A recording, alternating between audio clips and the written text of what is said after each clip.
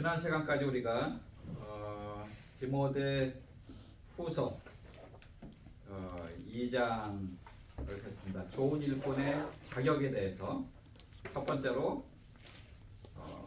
은혜 안에서 강하고, 두 번째로 충성된 제자를 양육해야 되고, 또 세 번째는 좋은 군사가 돼야 되고, 네 번째는 경기하는 자가 법대로 해야 된다 라는 것을 살펴봤고요.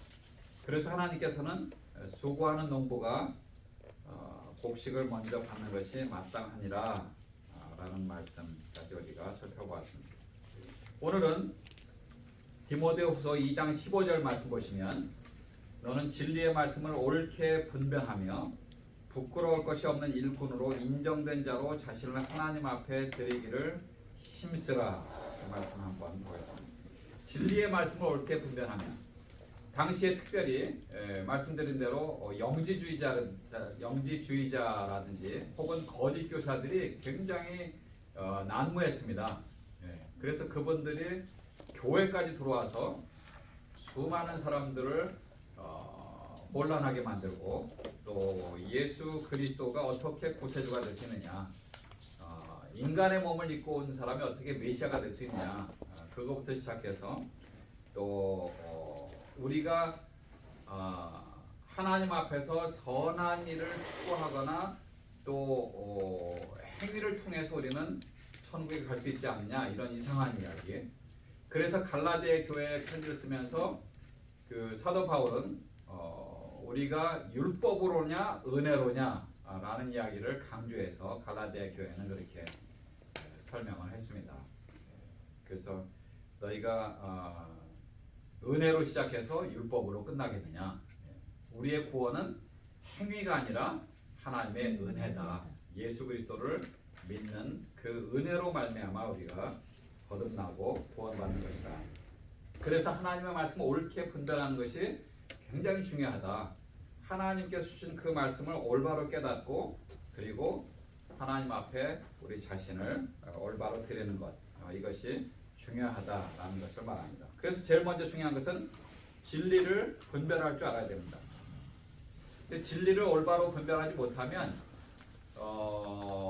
본인들도 혼돈이 되고, 그 다음에 본인이 잘못된 하나님의 말씀을 다른 사람들에게 잘못 전달할 수 있는 그런 오류를 범할 수가 있습니다. 그래서 가장 중요한 것이 바로 진리를 옳게 분별하는 것입니다. 그 다음에 부끄러울 것이 없는 일꾼으로 하나님 앞에 드리라고 이야기를 했는데, 부끄럽지 않게 살아야 되는 거죠. 타인에게 당당하도록, 그리고 깨끗한 삶을 살아야만 됩니다. 사실 우리가 전능하신 하나님 앞에서의 우리의 삶을 볼 때 부끄러운 것이 굉장히 많죠. 그렇죠? 우리의 언어 생활이라든지, 혹은 또 우리가 하나님 앞에 하나님이 말씀하신 그 하나님의 말씀의 기준으로 볼 때 사실 완벽한 사람이 없죠. 영어로 그래서 nobody is perfect. 아무도 완벽한 사람이 없고, 또 죄를 하나도 짓지 않은 사람은 아무도 없습니다.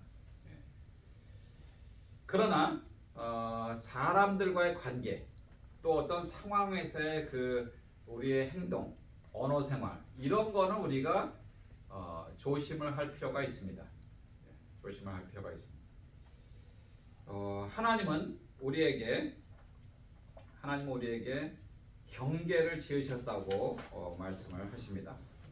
하나님께서는 시편 34편인가요? 경계. 한번 좀 찾아봐 주실래요? 짤판이 저쪽에 있어서. 경계를 지으셨다. 시편 34편. 거기 보시면 하나님께서는 물과 땅의 경계를 지으셔서 물이 침범하지 못하도록 하셨다 하는 그런 구절이 있습니다. 그건 뭐냐면, 하나님께서는 물과 땅의 경계뿐만 아니라 모든 경계를 지으신 분이 바로 하나님이세요. 그래서 바다와 육지, 그 다음에 섬과 산, 골짜기, 굴 이런 것들을 다 하나님께서 만드신 거예요. 104편 9절. 104편 9절. 9절. 예. 한번 읽어주실래요, 누가? 주께서 물의 경계를 정하여 넘치지 못하게 하시며 다시 돌아와 땅을 덮지 못하게 하셨나이다. 예, 104편 9절. 예. 그래서 하나님께서 물의 경계를 지으셨어요. 그런데 그 경계를 침범하는 게 문제죠. 그렇죠? 예. 이제 조금 이따가 제가 동영상을 좀 보여드릴 건데 이번에 태풍도 그렇고 전 세계에서 일어나는 기근과 지진 뭐 이런 것들이 그런 경계를 무너뜨리는 그런 엄청난 그 천재지변이 우리 주변에 지금 벌어지고 있는 것을 우리가 볼 수가 있습니다. 그 다음에 이거 하나 좀 보여드릴게요.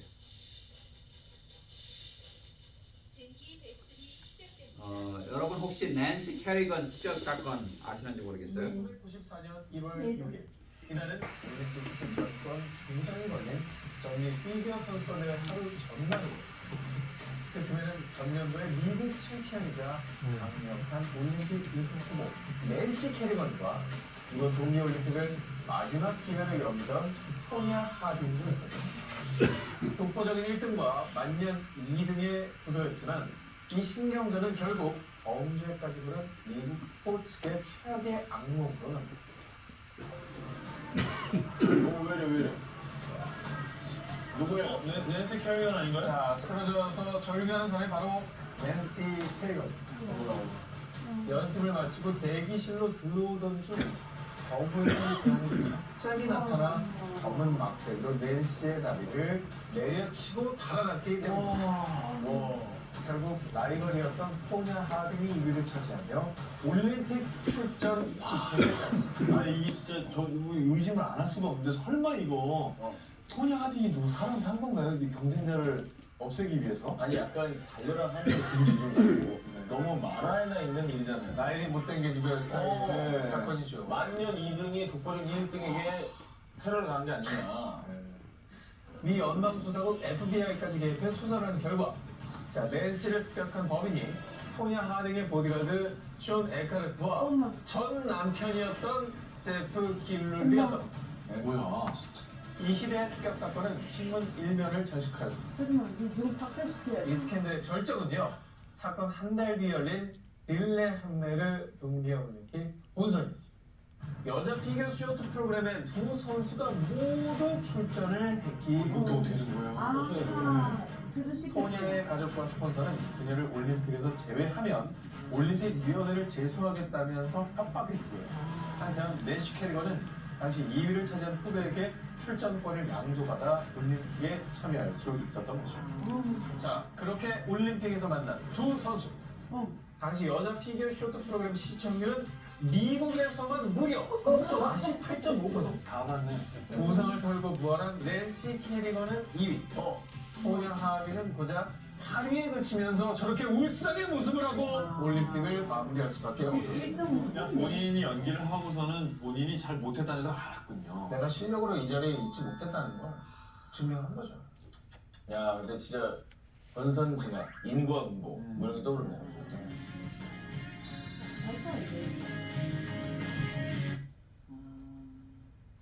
그래서 이 스케이팅 북쪽으로는 뭐 어떻게 지지를 안 예, 하나? 거기서 그 위원회에서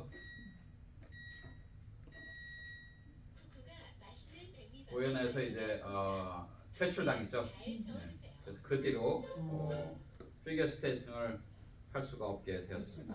부끄러운 거죠. 부끄럽지 않게 살아야만 됩니다. 그 다음에 인정받는 자로서 자신을 하나님 앞에 드리기를 힘쓰라고 이야기를 합니다. 사실 사람에게 인정받지 못하면 하나님께도 인정받는 게 쉽지가 않죠. 그렇죠? 물론 우리가 하나님께 먼저 인정을 받아야 되지만 하나님께 인정받는 사람들은 사람들에게 당연히 인정을 받죠. 네. 그래서 인정된 일꾼으로 하나님 앞에 드리기를 힘쓰라고 권면을 하고 있습니다. 그렇게 할 때 자신을 하나님 앞에 올바로 드릴 수가 있습니다. 하나님 앞에 드린다는 것은 누구의 눈치도 보지 않고 나의 일거수일투족을 다 보시는 그 하나님 앞에 드리는 거예요. 그러니까 내가 혼자 있을 때도 혹은 사람들 앞에서도 혹은 어떤 상황 속에서도 얼마든지 떳떳하게 자신 있게 하나님 앞에 드릴 수가 있는 것이죠. 그래서 우리가 지금 나의 지금 현재 위치가 어떤가, 내가 어떻게 어떤 자세로 어떤 모습으로 하나님 앞에 자신을 드리고 그리고 사람들 앞에 또 인정을 받을 것인가, 그런 것들을 한번 생각해 볼 필요가 있습니다.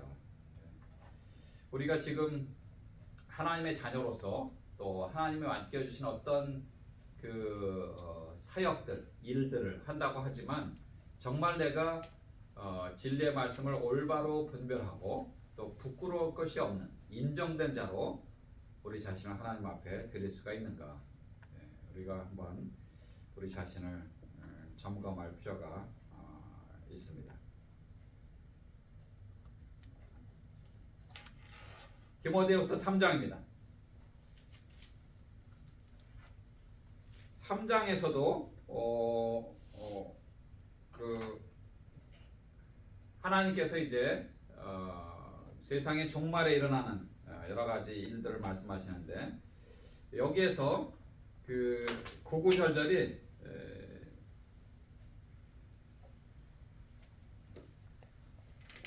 종말에 일어나는 그런 징조들을 말씀하고 있습니다. 첫 번째는 자신만 사랑하는 그런 사람들입니다. 사실 이 사람들의 그 뿌리 깊이 박혀 있는 것 중에 하나가 바로 이기심이죠. 이기심. 아까 낸시 캐리건, 예, 그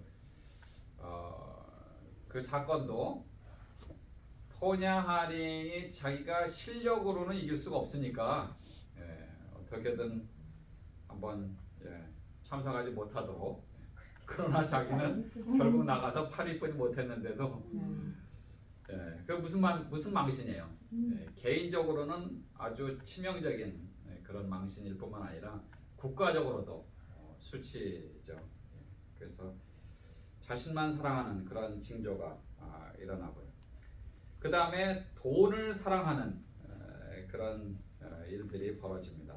디모데전서 6장 10절에서는 돈을 사랑하는 것이 일만하게 뿌리라고 이렇게 하나님 말씀하셨는데, 돈을 사랑합니다. 그래서 돈을 사랑하기 때문에 남의 돈도, 내가 없으니까 남의 돈도 강탈하고 빼앗고, 또 심지어는 그 돈이 많은 데가 어디가 있어요? 은행. 그래서 은행도 털잖아요.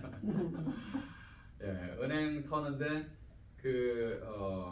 뭐 총이나 칼 갖고 가서 텔러들 위협해서 이렇게 뺏는 그런 사람들도 있는 반면에 아예 그냥 뭐 2명, 3명, 4명 뭐 여러 명이 가갖고 전체를 다 장악하고 거기에 있는 돈을 다 강탈해가는 그런 은행 강도들도 있고요.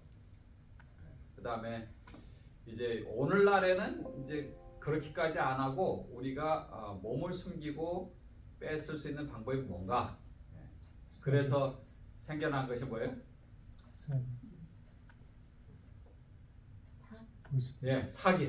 사기치는. 그 다음에 보이스 피싱, 이런 것들이요. 그 다음에 실제로 이 케이블로 돈을 옮기는 그 과정 속에서 돈을 잃어버리는 그런 것도 있습니다. 그래서 여러분들이 케이블로 돈을 어디로 붙일 때 한국이나 뭐 다른 나라 혹은 타주에 있는 분들한테 돈을 붙일 때 잘 해야 됩니다. 정확하게 뭐 이메일 주소라든지 또 은행 구자 번호를 정확하게 잘 보셔야 됩니다. 그런데 내가 실수해서 잘못된 것이 예를 들어서 뭐 100불, 200불 이런 돈들은 사실 뭐 실수로 잃어버려도 이렇게 덜 억울하잖아요. 덜 아깝고. 근데 실제로 뭐 10,000불, 20,000불, 100,000불 이런 것들이 큰 돈들은 은행에서도 본점에서도 확인하고 이렇게 해서 케이블로 보낸답니다. 근데 이것이 이제 케이블로 가는 그 과정 속에서 뭐 예를 들면 여기에 그 뱅크 오브 아메리카에서 체이스 은행으로 보낸다. 그 메릴랜드에 있는 체이스로 보낸다. 그러면 이게 쭉 가는 그 과정 속에서 시간이 걸리잖아요. 그거를 해킹하는 그런 사람들도 있다는 거예요. 깜짝 놀랐어요. 깜짝 놀랐어요. 그러니까 잘못된 정보 그 이야기를 들었는데 보니까 그 이메일 피싱에 걸린 거예요. 예. 그 사람이 집을 사는데 13만 불인가를 글로 붙이는데 이게 가는 동안에 그걸 그 정보를 알고 그 사람에게 비슷한 그 어토니의 이메일 비슷한 거를 보낸 거예요. 이쪽으로 보내라고. 예를 들면 뭐 blessingclass@gmail.com 예를 들면 근데 blessing class가 blessingclass잖아요. 근데 blissingclass blessing과 blessing 사실 의미는 같은 의미거든요. 비슷하잖아요. 스펠링 하나 틀린 거예요. 그러니까 그 돈 보내는 사람이 그걸 보고 뭐 그냥 blessing 확인을 안 하고 그냥 보낸 거예요. 그래서 클로징에 갔는데 어토니가 왜 돈을 아직 안 보냈냐고 아니, 어저께 오후에 보냈는데 아직도 못 받았냐고 그렇게 된 거예요. 그래서 다 확인하고 이메일 뭐 어카운트 넘버 이런 거 다 확인하고 하니까 그 blissingclass@gmail.com에서 보낸 그 어카운트로 설마 거기로 보낸 거예요. 그 어카운트도 번호가 거의 비슷해. 비슷해. 그렇게 새롭게 이제 그걸 만든 거죠. 그 사람들. 근데 공중에 쭉 여기서 이제 이미 보낸 거예요. 이쪽에서는 뱅크 오브 아메리카에서는 돈을 보냈는데 쭉 오는 과정 속에서 그쪽으로 간 거죠. 그래서 나중에 이제 경찰에 신고하고 이렇게 해서 IP 추적을 해보니까 그 IP 주소가 멕시코예요. 멕시코. 지금 그런 시대에 우리가 살고 있습니다. 그래서 여러분들이 항상 조심하셔야 돼요. 근데 정확한 주소인 경우는 그런 일이 별로 없어요. 근데 그분 같은 경우는 실수한 거죠, 본인이. 똑같은 걸로 생각하고 그 이메일 뭐 요즘에 뭐 전화도 그렇고 얼마나 그 피싱이 많아요, 그렇죠? 그다음에 뭐 요즘에는 또 USPS 당신 뭐 패키지가 지금 주소 불명으로 그게 얼마나 많이 오는지 몰라요. 어제도 저한테 또 하나 온 거예요. 몇 달 전에도 한 번 왔는데 그거 하면 안 되는 거 아시죠? 거기다 정보 집어넣으시면 그것도 피싱입니다. 그래서 그런 것들 조심하셔야 되고 하여튼간에 그리고 어디서 전화해 갖고 뭐 크레딧 카드 당신 크레딧 카드 뭐가 뭐 이렇다 이러면은 고맙다고 내가 다시 확인하겠다 그러고 끊으신 게 좋아요. 10중 8구 다 피싱입니다. 보이스 피싱. 일반적으로 그렇게 안 한대요. 한국에서도 왜 뭐라 그래요? 뭐 마포경찰서 뭐 정보과에 뭐 김영사입니다. 그렇게 전화 안 한다는 거예요. 그렇게 전화 오는 거는 거의 10중 8구 다 보이스 피싱이래. 그래서 그걸 조심해야 돼.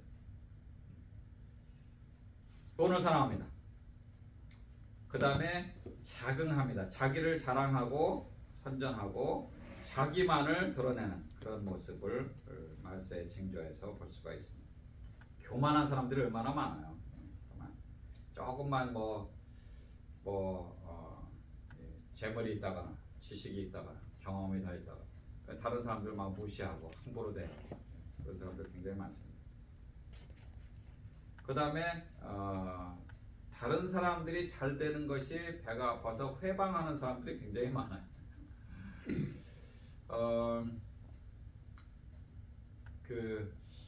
제가 아주 가깝게 지내는 사람이 경험한 일인데요. 친구 자녀라고 표현할게요. 아들 딸이 얘기하면 또 그것도 또 그러니까 친구 자녀가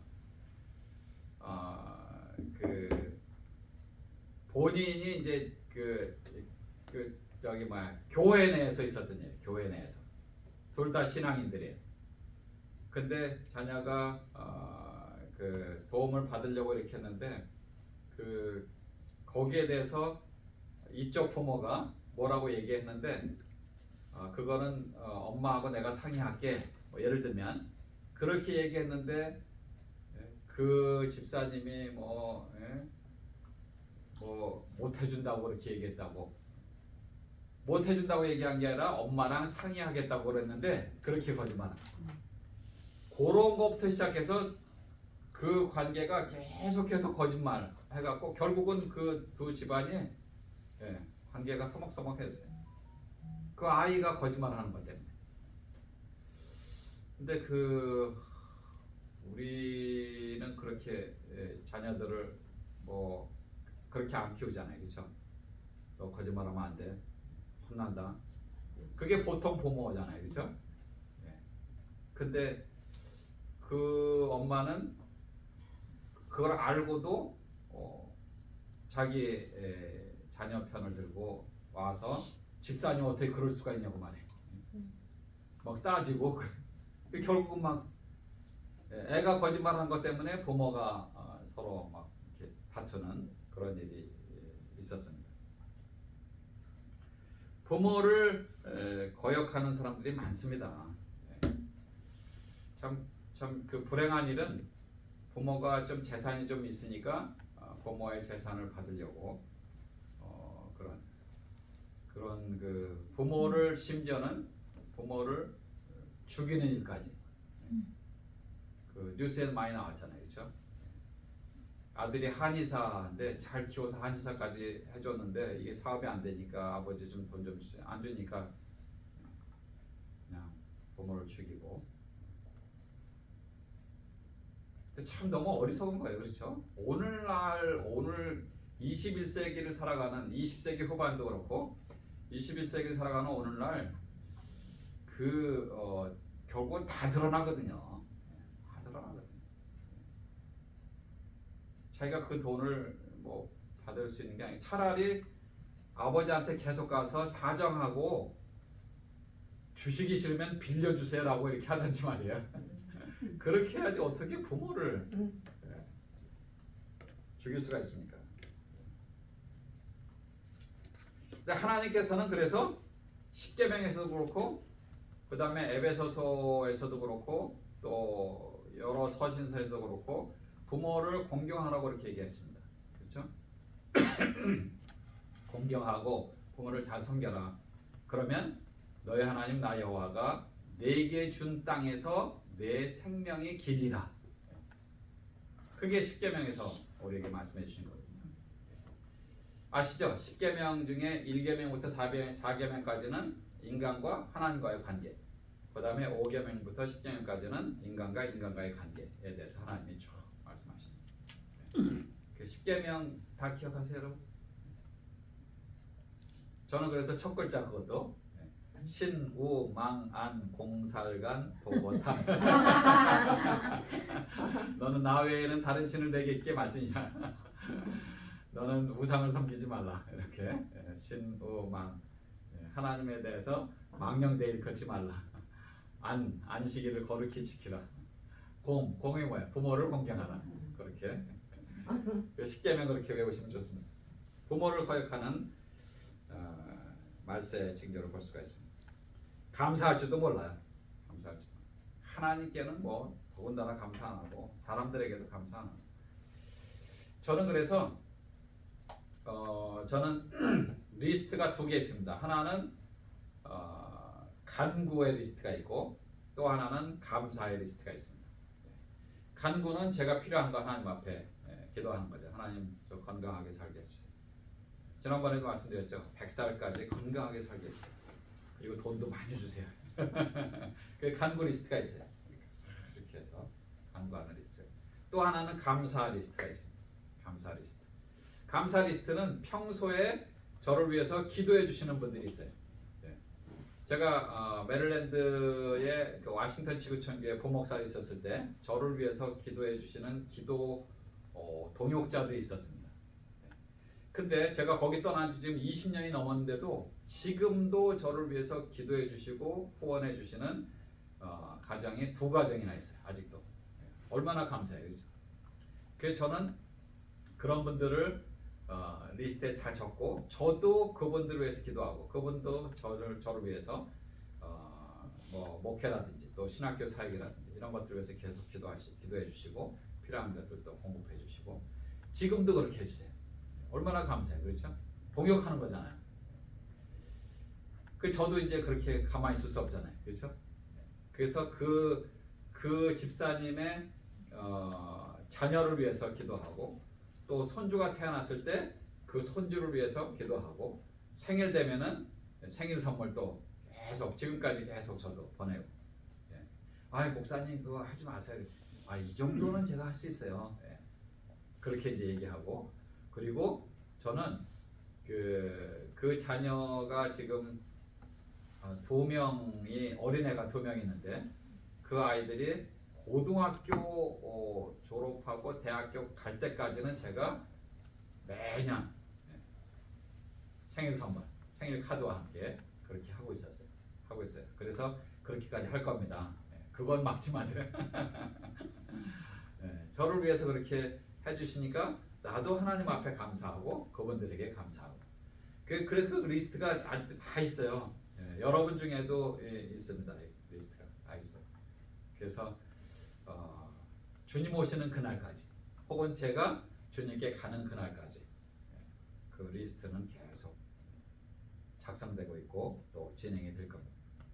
그래서 재정적인 것도 지금은 이제 도움을 받지만 나중에 하나님이 재물을 많이 주시면 그러면 그거 몇 배로 제가 돌려드리려고 지금 그렇게 하나님 앞에 기도하고 있어요.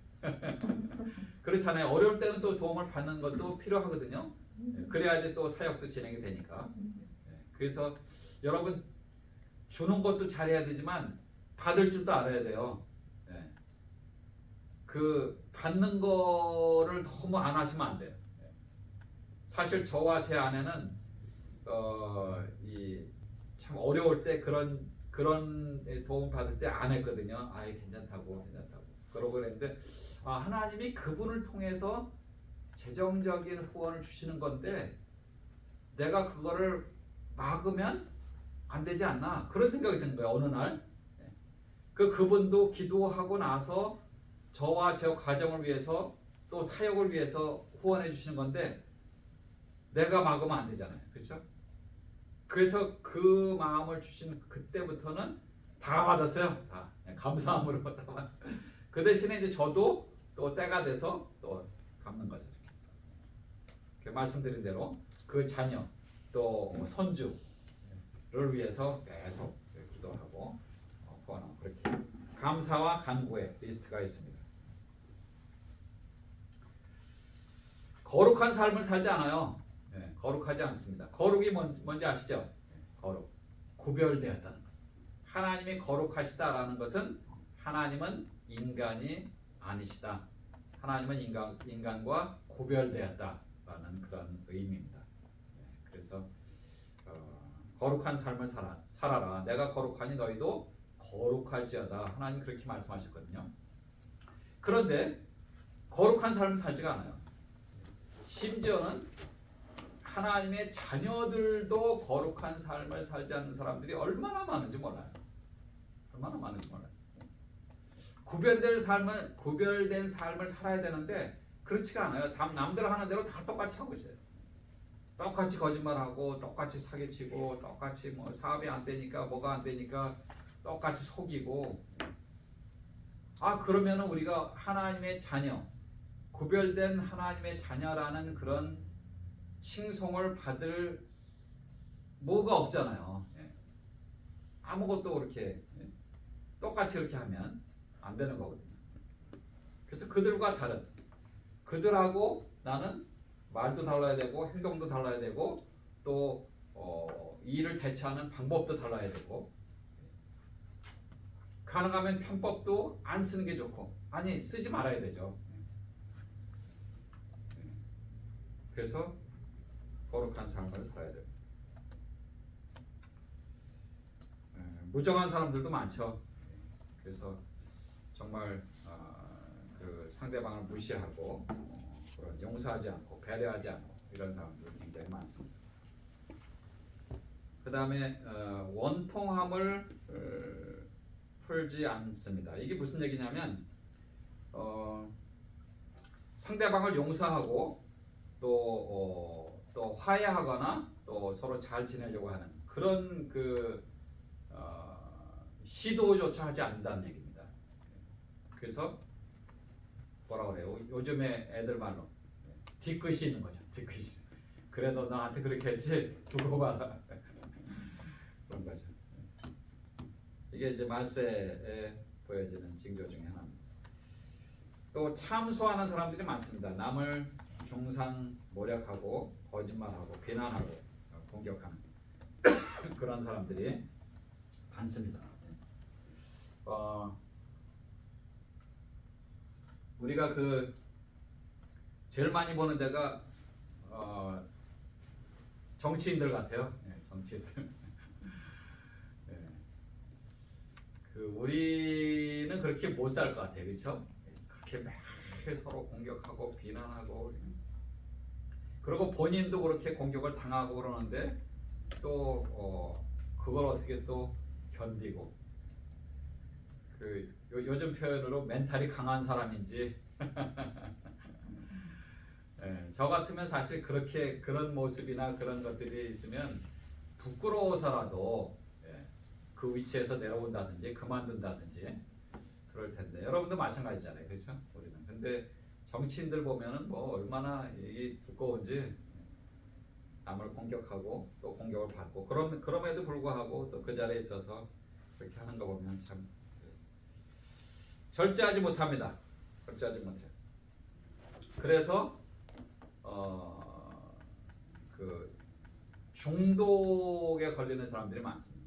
술이라든지 담배라든지 도박이라든지, 요즘에는 뭐 그것뿐만 아니라 그 유튜브 도박, 유튜브 어딕션, 중독. 그 후배 중에 한 분이 있는데 목회는 안 하세요. 이분이 사역자인데 몇 년 전에 저한테 그 얘기를 하는 거예요. 목사님 저 큰일 났습니다. 왜 그래요? 유튜브에 중독됐대 자기가. 하루 종일 시간만 나면 유튜브 들고 본다는 거예요. 근데 유튜브가 그 모든 정보를 다 이렇게 주는 그런 영상이잖아요, 그렇죠? 글이 아니고 영상이니까. 근데 그거는 뭐 이렇게 보다 보면, 저도 그래서 이제 그 이런 예화 이런 거 찾을 때 유튜브로 많이 들어가는데, 유튜브가 이렇게 짧은 것들을 많이 해주기 때문에 유튜브에서 이제 많이 예화를 찾습니다. 영상 예화를. 근데 해보니까 정말 그런 거 찾는 것만 해도 이게 몇 개 보는데 금방 30분이 지나가는 거예요. 물론 뭐 그걸 다 보는 건 아니죠. 대충 보고 이거는 필요한 거니까 제가 다운로드하고 이렇게 해서 그렇게 해서 이제 여러분에게 보여드리기도 하고 그러는데, 그 절제하지 못하는 그런 말세의 징조를 볼 수가 있습니다. 우리가 절제해야 돼요. 딱 끊고. 그래서 우리가 지금은 내가 말씀 봐야 되는 시간, 지금은 기도하는 시간. 그 뭐 드라마, 영화, 뭐 드라마 한번 보기 시작하면 뭐 또 그 교회 그 여자 집사님들 중에 꼭 주일날 늦는 분이 계세요. 알고 보니까 토요일날 드라마를 보는데 이게 너무 재밌으니까 새벽 3시, 4시까지 보는 거예요. 일 끝나고 와서 보니까 피곤한 몸에 또 비몽사몽간에 막 그냥 드라마 보면서 아멘으로 화답하면서 막 3시, 4시까지 보고 그러고 예배 시간이 11시, 저희는 11시 10분인데 10시에 일어나가고 그때 준비하고 오니까 꼭 찬양 시작하면 들어오는 그런 분들이 계세요. 알고 보니까 토요일 날 늦게까지 드라마, 영화 보고. 그래서 그 절제하지 못하는 거죠. 하나님과의 관계가 아무래도 그러면 말씀도 멀어지고 기도 생활도 줄어들고 그렇게 되는 거죠. 사나운 특징이 있습니다. 그 악한 자의 특징이 사나움이죠. 그래서 온유한 성품을 갖지 못합니다. 그 다음에 그러다 보니까 이제 선한 것을 멀리 하죠. 선한 것을 멀리하고 악한 것을 추구하고 그 다음에 배반하여 팔아버린다고 그랬습니다. 배반하여 팔아. 의리가 없습니다. 대표적인 성경 인물이 성경에 나오는 인물이 가룟 유다. 3년 동안 스승으로 섬겼는데 어떻게 스승을 팔 수가 있어요? 그것도 돈 때문에 파는 거잖아요. 그렇죠? 아무리 돈이 필요하고 돈이 좋아도 그거는 아니죠. 예수님 뭐라고 그랬어요? 야, 차라리 너는 태어나지 않는 게 더 축복이었다. 그러나 배반할 수 있어요. 그렇죠? 죄 질 수 있어요. 중요한 거는 그렇게 한 다음에 우리가 하나님 앞에 정말 회개하고 돌아오는 게 중요한 거예요. 그래서 성경 인물에서 우리가 비교해서 이 배반과 연관해서 비교해서 소개하는 두 인물이 누구냐면 가룟 유다와 베드로예요. 베드로. 둘 다 배반했잖아요. 베드로도 예수님을 배반했거든요. 나 아니라고 3번씩이나 부인했잖아요. 그 배반한 거예요, 그게. 근데 나중에는 그 여자 아이 종에게 그 성경에는 욕하고 우리말 표현에는 그렇게 돼 있지만 헬라어 원어에 보면 거의 저주 수준이에요. 저주 수준. 욥의 아내도 그랬잖아요. 하나님은 욕하고 죽으라. 그렇지만 거기서 말한 그 욕도 저주하고 죽으라는 그런 얘기예요. 얼마나 그 상황이 어렵고 힘들면, 얼마나 돈이 필요하고 돈이 좋으면 그렇게 배반하고 떠날 수가 있는 거예요. 근데 사실 저도 그렇고 여러분도 그렇고 그 상황이면 그렇게 하나님 앞에 죄를 지을 수도 있습니다. 그러나 중요한 것은 베드로처럼 자기가 정말 하나님 앞에 죄를 지었다는 것을 깨닫고 바로 나가서 통곡하면서 회개하고 돌아오는 것이 중요한 거예요. 아까도 말씀드린 대로 사실 nobody's perfect. 우리도 순간순간 막 몸이 너무 힘들고 그러면 그 상황 속에서 어떤 죄를 지을 수가 있어요. 하나님 앞에. 중요한 것은 그리고 이제 너무 뭐 예를 들어서 통장에 10불도 없다. 당장 오늘 저녁에 끼니를 때워야 되는데 애들하고 같이 저녁 먹어야 되는데 그래서 어디 가서 이제 돈도 빌리고 이런 그런 상황이라면 또 그럴 수 있죠. 그렇죠? 에이, 하나님 한번 용서해 주시겠지. 눈 딱 감고 그냥 물건이나 돈을 훔치는 경우도 있고. 그게 이제 보통 사람들, 특별히 믿음 없는 사람들이 이렇게 생활하는 거잖아요. 그렇죠? 우리는 물론 위에 계신 하나님을 두려워하고 그렇게 하지는 않죠. 사람을 해하거나 물건을 훔치거나 돈 훔치거나 이러지 않죠. 그러나 어쨌든 어떤 상황에서든 우리도 하나님 앞에 잘못하고 죄를 지을 수가 있습니다.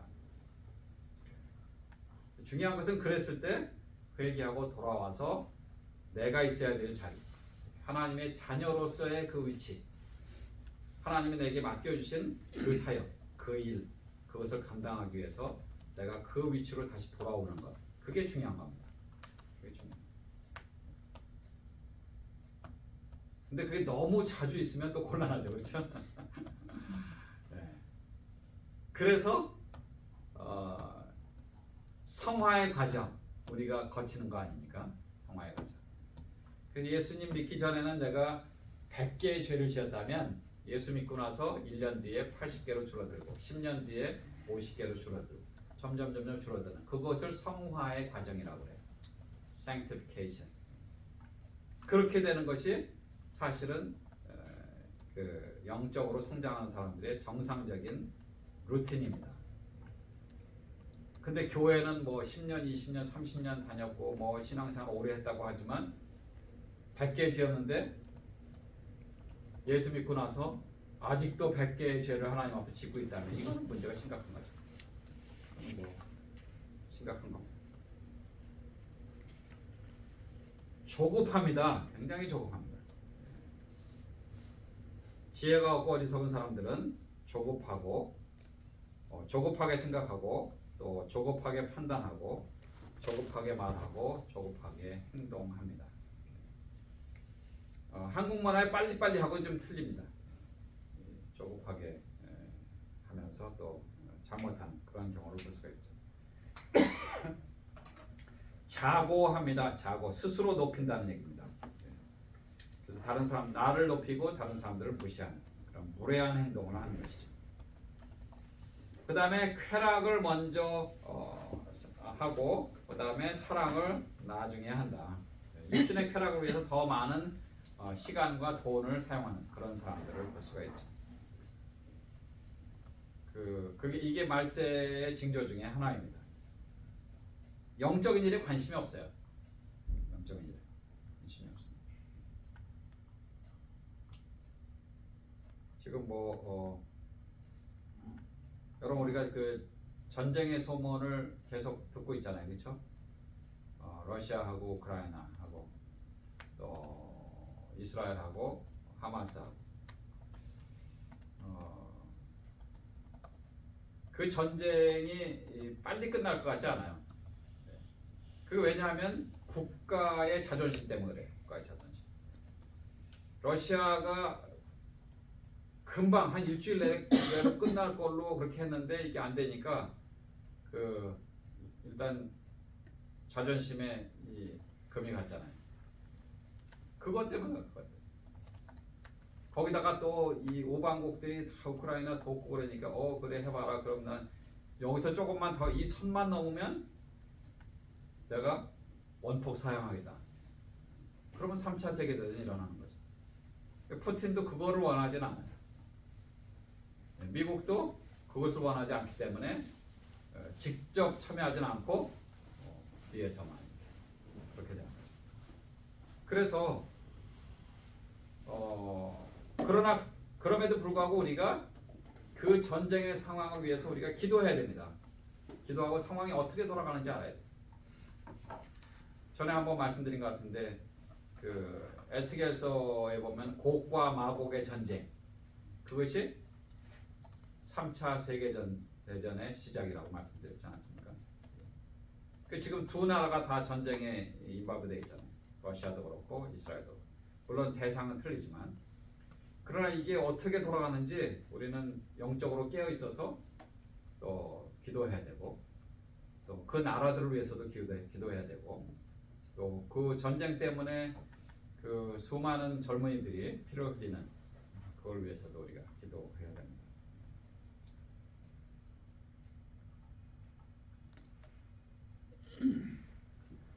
경건의 모양이 없는 건 아니에요. 근데 모양뿐인 경건이에요. 모양뿐인 경건. 교회 와서 계속하게 기도하고 신사숙녀자다. 집에 가면 아내한테 말을 함부로 하는 그런 집사, 장로, 심지어는 목사님들 가운데도 그런 분이 있다고 해요. 제가 들어보니까 아내한테 함부로 야 뭐 갖고 와 깜짝 놀랐어요. 저는.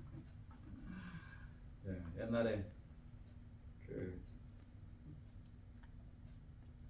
목회 초기 때 소그룹 모임 갔는데 저랑 연배가 비슷한 집사님이신데 야, 물 한 잔 갖고 와. 목사님 물 좀 드려. 깜짝 놀랐어요. 야, 아내한테 야하라는 거예요. 아, 제가 직접 경험한 거라니까요. 아내한테, 애가 아니고 아내, 저는 애한테 그런 줄 알았어요. 아내한테 그런 거예요. 야, 돈 못 벌어오는 남편 때리는 아내가 30% 된다고 그랬죠. 가서 돈 벌어. 그냥 미국에서만 그것도. 네. 모양만 경건. 그러지 마시고 안과 박이 다 같은 그런 경건한 모습을 지니면 좋겠습니다. 말세에 일어나는 이런 그 징조가 디모데에게 편지를 쓰면서 19가지를 이렇게 정리해서 사도 바울이 이야기를 했습니다. 그래서 이런 모습들을 보면서 야, 나도 이 가운데, 사실 저도 그렇고 여러분도 그렇고 이 가운데 뭐 적어도 한두 개는 걸리죠. 그렇죠? 네, 그러나 우리가 이걸 지속적으로 하면 안 되는 거죠. 그래서 하나님 앞에 정말 그 경건한 모습으로. 그래서 디모데후서 3장 5절에서는 너는 이 같은 자들에서 내가 돌아서라, 이렇게 말을 하고 있습니다. 돌아서라라는 이 말은 그들을 피하라, 그리고 그들과의 교제를 끊으라, 그리고 그들을 가까이 하지 말라, 이런 뜻입니다. 돌아서라. 왜냐하면 그들하고 같이 있으면 그들에게 물들기 때문에 그래요. 물들기 때문에. 그래서 하나님께서 그 아말렉 족속을 완전히 멸살시킨 이유가 바로 거기에 있습니다. 이스라엘 사람들에게 자꾸 찾아와서 뭐 그냥 괴롭히죠. 또 이방 민족이 우상을 들고 오죠. 솔로몬이 그래서 여호와를 떠나니라. 그 여호와를 떠난 이유가 뭐예요? 아내를 많이 두지 말라고 그랬는데 아내가 몇 명에? 700명. 첩이 몇 명에? 300명. 도합 몇 명에? 1000명. 근데 그 아내가 이스라엘 사람들만 아내가 아니라 이방인들이 굉장히 많으세요. 모압과 암몬, 뭐 여기 이집트, 뭐 그 이방 여인들이 다 시집 오면서 그냥 왔나요? 자기가 섬기는 우상 따지 하나씩 다 들고 왔잖아요. 그러니까 뭐 1년, 2년, 3년에 만나는 그 남편이나 작자를 또 한 번 만나려면, 그러니까 여보, 내가 당신 또 만나려면 몇 년을 기다려야 되니까 내가 섬기는 이 우상단지라고는 얘기 못하죠. 그렇죠? 이 신에게 신을 잘 섬길 수 있도록 나한테 예배당 하나 지어주세요. 그래서 그 당시에 예루살렘에 이 우상을 섬기는 그런 그게 되게 많았어요. 많이 생겼어요. 시너거가. 신당. 그렇게 많이 생겼어요. 오케이, 내가 지어줄게. 그래, 지어줄게. 좋은 얘기도 한두 번이죠. 여호와 하나님, 내가 섬기는 신이 최고야. 여호와 하나님 누구세요? 이 신이 최고예요. 이 신 때문에 비가 왔어요, 어제. 그러니까 솔로몬이 자꾸 들으니까 브레인스토밍 되는 거예요. 결국은 여호와를 떠나니라. 그래서 솔로몬 이후에 나라가 둘로 갈라졌잖아요. 그런 영적인 일에서 돌아서라고 디모데에게 이렇게 이야기를 합니다. 네, 그래야지만 우리가 하나님을 잘 섬길 수가 있기 때문에 그렇습니다. 우리의 영적인 일, 신앙의 시작은 사실 버리는 거에부터 시작이 되죠. 버리는 거. 우리의 죄를 버립니다. 먼저. 그리고 회개하고 주님께로 돌아옵니다. 돌아와서도 여전히 우리는 하나님 앞에 잘못하고 죄를 짓습니다. 또 그것도 버려야 돼요. 계속 버리는 거. 이게 얼마나 중요합니다. 계속해서 우리가 버리는 삶을 살아야만 됩니다. 그리고 하나님께서 우리에게 주시는 하나님의 말씀, 하나님의 음성을 듣고 하나님이 기뻐하시는 삶을 살아야만 됩니다.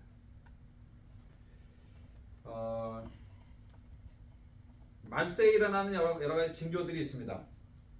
우리가 앞에서 살펴본 19가지 이외에 누가복음 21장과 마태복음 24장에서도 그런 것들을 얘기했는데 거기 보니까 타이핑이 잘못된 것 같아요.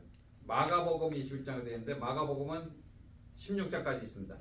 잘못돼서 미음과 니은이 잘못됐어요.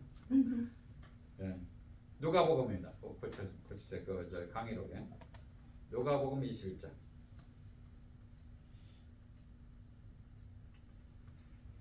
누가복음 21장에서는 그 예루살렘 멸망에 대해서 그리고 재림의 징조에 대해서 이야기를 합니다. 누가복음 21장 8절에 보시면 이르시되 미혹을 받지 않도록 주의하라. 많은 사람이 내 이름으로 와서 이르되 내가 그라하며 때가 가까이 왔다 하겠으나 그를 따르지 말라. 한국의 지리산에 가면 재림 예수가 한 500명 이상 된답니다. 지리산에만. 전 세계적으로 그 재림 예수, 내가 재림 예수다 이렇게 얘기하는 사람들이 많이 있습니다. 그래서 미혹을 받지 마시고,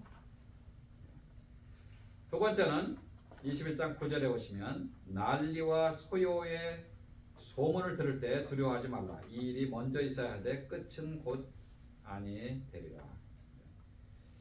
사회적으로도 굉장히 혼란합니다. 지금 아까 전쟁에 대해서도 말씀드렸지만 지구 온난화 때문에 지금 전 세계적으로 지구 자체도 몸살을 앓고 있지만 또 사람 또 동식물 또 산과 바다 골짜기 이런 모든 것들이 지금 그 원형을 잃어버리는 그런 일들이 있습니다. 제가 조금 이따가 동영상을 좀 보여드리도록 하겠습니다.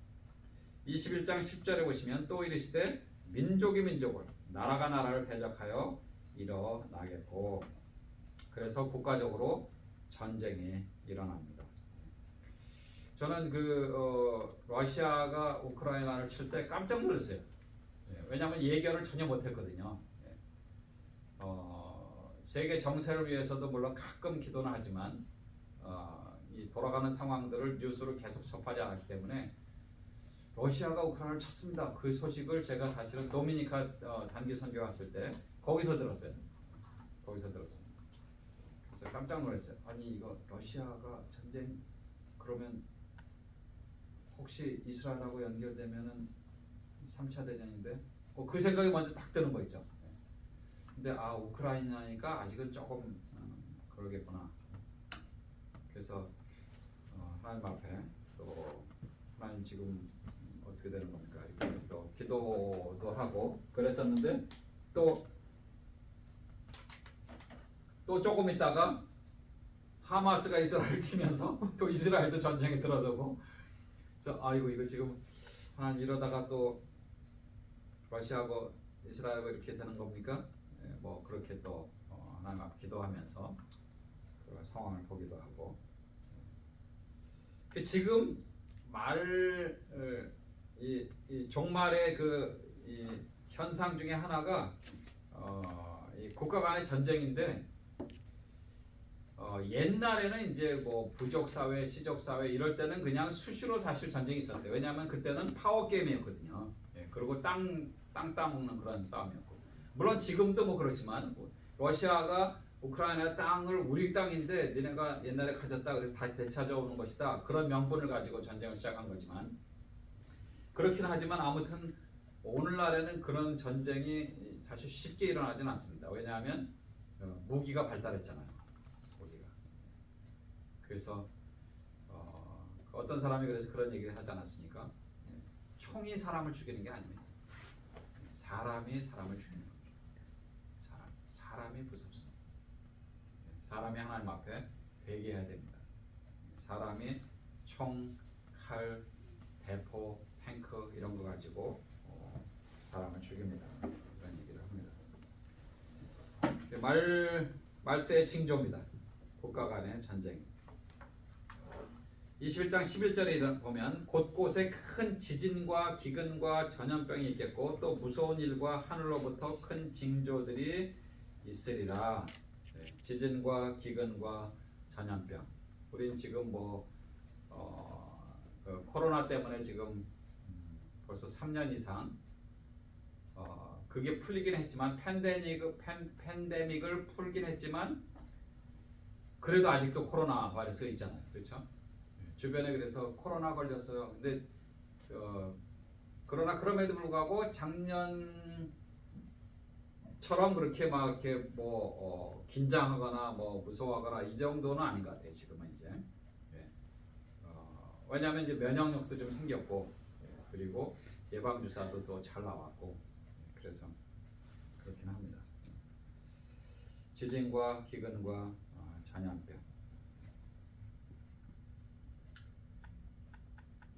21장 12절에 보시면 이 모든 일 전에 내 이름으로 말미암아 너희에게 손을 대어 박해하며 회당과 옥에 넘겨주며 임금들과 직권자들 앞에 끌어가려니와 그랬습니다. 다섯 번째는 핍박과 박해가 있습니다. 예수 믿는다는 그 한 가지 사실 때문에 우리가 앞으로는 더 핍박을 받을 겁니다.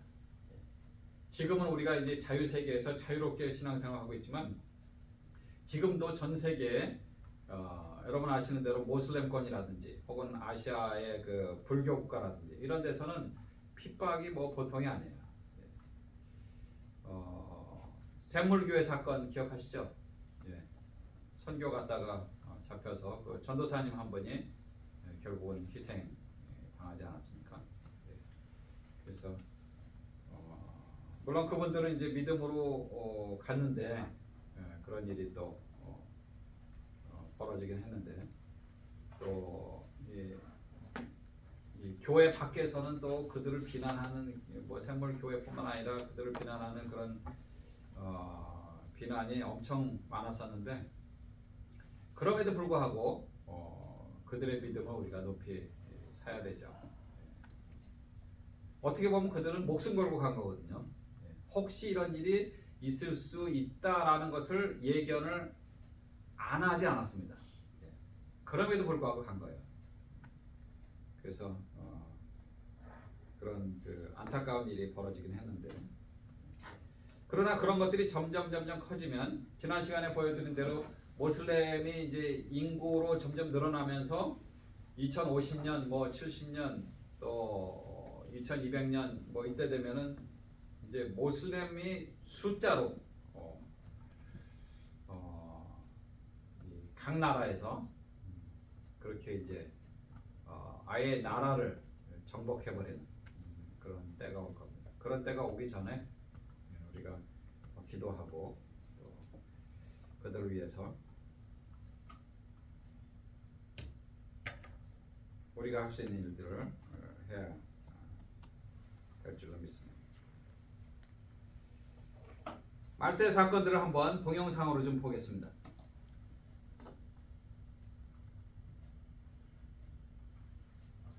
자, 이렇게 한가롭게 무리지어 물을 마시는 코끼리들, 아프리카를 대표하는 동물이죠. 그런데 이 코끼리를 잡아서 식량으로 배급하겠다는 계획이 잇따라 나오고 있습니다. 어떻게 된 일인지 자세히 살펴보겠습니다. 최근 극심한 기근에 빠진 아프리카 남부에서 일어나고 있는 일인데요. 짐바브웨 정부는 전국에서 코끼리 200마리를 살처분해서 고기를 주민들에게 나눠주겠다고 밝혔습니다. 이보다 앞서 나미비아도 코끼리뿐 아니라 임팔라, 누, 하마 같은 대형 야생동물 700여 마리를 잡아서 고기를 배급 중입니다. 기근이 얼마나 심각하길래 이런 일까지 벌이는 걸까요? 올해 아프리카 남부 일대는 작년에 발생한 엘니뇨의 여파로 비가 거의 내리지 않았습니다. 이 때문에 최악의 가뭄이 들이닥쳤고 대규모 식량 부족 사태로 대략 6,800만 명이 굶주리는 것으로 추산됩니다. 나미비아는 인구의 절반이 기근에 빠져 지난 5월 국가 비상사태를 선언하기도 했죠. 말 그대로 야생동물이라도 먹어야 하는 상황이 된 겁니다. 이 같은 야생동물 식량어 계획에 환경단체들의 비판이 잇따랐는데요. 하지만 현지 당국은 국민의 이익을 위해 천연자원을 사용한다는 헌법적 의무에 부합하는 조처라고 해명했습니다. 실제로 이들 아프리카 국가들은 과거에도 개체수를 조절하거나 주민 보호를 위해 야생동물을 도축한 사례가 있는데요. 식량이 없어 야생동물까지 사냥해야 하는 현실, 기후가 인류의 생존을 위협하는 기후 위기의 단면인데요. 우리에게도 경각심을 주고 있습니다. 기근이 얼마나 심하면 비가 1년 내내 안 내는 거예요. 그니 뭐 어떻게 해요? 다 굶어 죽으니까 야생 동물이라도 먹어야 된다. 그런 일들이 지금 벌어지고 있습니다. 지진입니다. 지난 2004년 성탄절 다음날 일어난 인도네시아 대지진. 규모 9.15의 엄청난 강진이 쓰나미를 일으켜 인도양 연안 국가를 덮쳤습니다. 인도네시아와 태국, 인도 등에서 모두 23만 명이 숨지거나 실종됐습니다. 지난 2008년 올림픽에 들떠있던 중국 스촨성에 규모 8의 초대형 지진이 발생했습니다. 10만 명 가까운 사람이 죽거나 실종됐고 이재민은 4,600만 명에 이르렀습니다. 진앙이 바다가 아닌 육지여서 피해가 더욱 컸습니다. 사망자가 가장 많았던 지진은 지난 2010년 카리브해 아이티에서 일어났습니다. 규모 7의 지진이 수도 포르토프랑스를 강타해 사망자는 31만 6천여 명, 건물 8만여 채가 무너졌습니다. 2011년 3월 일본 동부 태평양 연안에서 일어난 지진은 일본에는 악몽으로 남아 있습니다. 인명피해와 함께 후쿠시마 원자력 발전소에서 방사성 물질이 유출되는 원전 참사가 일어났습니다. 지진이 잦은 튀르키예는 지난 1999년 이즈미트에서 규모 7.4의 강한 지진이 일어나 17,000여 명이 목숨을 잃었습니다. YTN 조승입니다. 지진으로 인해서 얼마나 많은 사람들이 죽었는가. 한 번 지진에 인도네시아 그 지진은 24만 명이요? 그렇게 한 번에 그냥 인명 피해가 있습니다.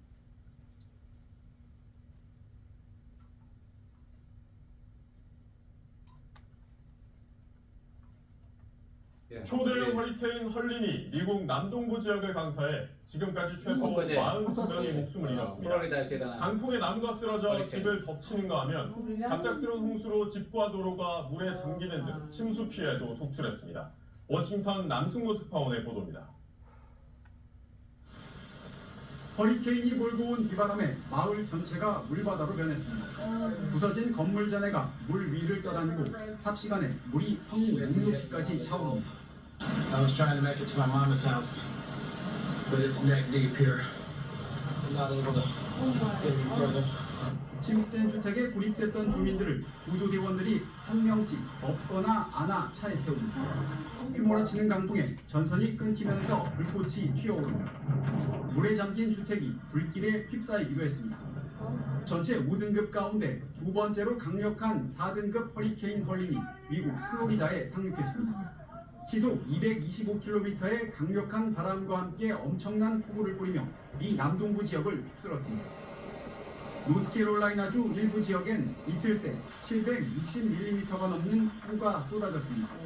현재까지 플로리다와 조지아, 사우스캐롤라이나, 노스캐롤라이나 등 4개 주에서 최소 42명이 목숨을 잃었습니다. This is one of the worst storms in modern history for parts of western North Carolina. The end of the rain is not the end of the threat. 아직도 침수된 건물에 고립된 사람들이 많아 구조 작업이 진행 중입니다. We've been doing water rescues all night. And with this one, the vehicle was traveling in through the water. And the vehicle started to float. 강풍과 침수 등으로 400만 가구 이상이 정전 피해를 겪었습니다. 항공편도 주요 공항에서 각각 수백 편이 결항하는 등 차질이 빚어졌습니다. 미 기상당국은 허리케인 헐린이 열대성 폭풍으로 약화됐지만 주말까지 비를 뿌릴 것이라며 주의를 당부했습니다. 워싱턴에서 SBS 남승모입니다. 겁나는 거예요, 그렇죠? 네. 진짜 막을 수가 없다. 우리 주변에 그런 것이 없어서 그렇지 전 세계적으로 지금 이런 겁나는 일들이 굉장히 많습니다.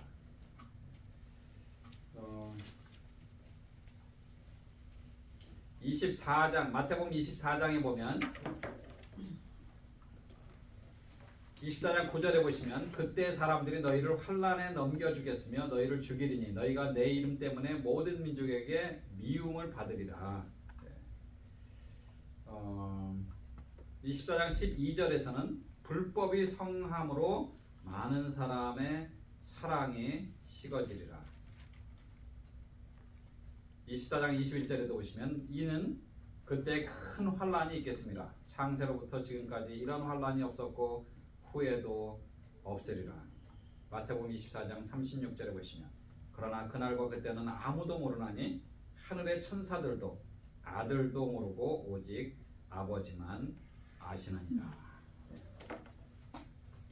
왜 아들이 모르시겠어요? 그렇죠? 그러나 전능하신 하나님 아버지, 그 하나님 아버지께 모든 것을 다 맡긴 것이죠. 그 누가복음 21장과 마태복음 24장에 나오는 그런 내용들을 보면 말세에 일어난 징조가 거의 비슷합니다. 사람들이 올바른 삶을 살지 않고 또 크리스찬들은 핍박을 받고 그런 삶을 삽니다. 그래서 마태복음 24장 42절에 보시면 그러므로 깨어있으라 어느 날에 너희 주가 임하는지 너희가 알지 못함이니라. 너희는 스스로 조심하라. 누가복음 21장 34절에 보시면 그렇지 않으면 방탕함과 술 취함과 생활의 염려로 마음이 둔하여지고 뜻밖의 그날이 덫과 같이 너희에게 임하리라. 마치 그 도적이 언제 올지 모르는 것처럼 그런 비유로 성경은 예수님이 갑자기 오신다고 이렇게 기록을 하고 있습니다. 다시 말씀드리지만 많은 성경학자들이 지금 이런 현상들을 보면서 우리 시대에 예수님이 재림할 수 있다. 우리가 이 말씀 마태복음 24장 36절의 말씀처럼 그날과 그때는 아무도 몰라요. 아들도 모르고 천사들도 모르고 오직 아버지만 아세요.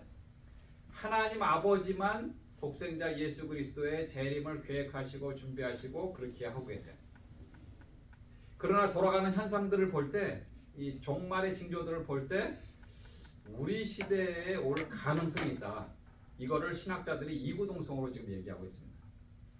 그래서 저도 그렇고 여러분도 그렇고 우리가 깨어 있어야 됩니다. 깨어서 하나님께서 언제 우리 주님을 보내주실지 기도하고 또 사실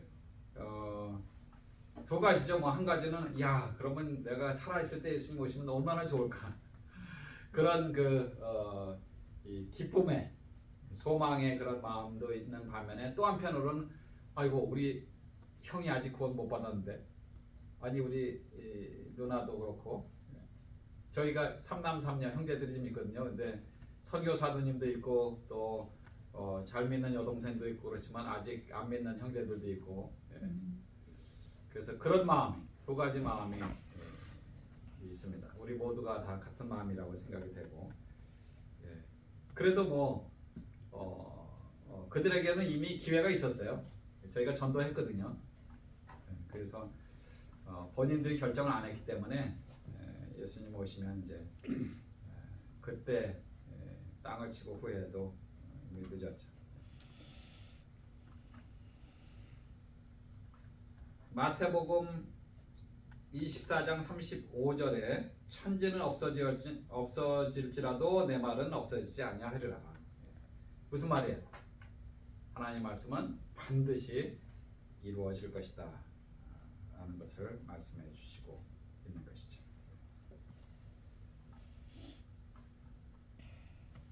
예, 여기까지 하고 우리 식사하고 나서 나머지 하도록 하겠습니다.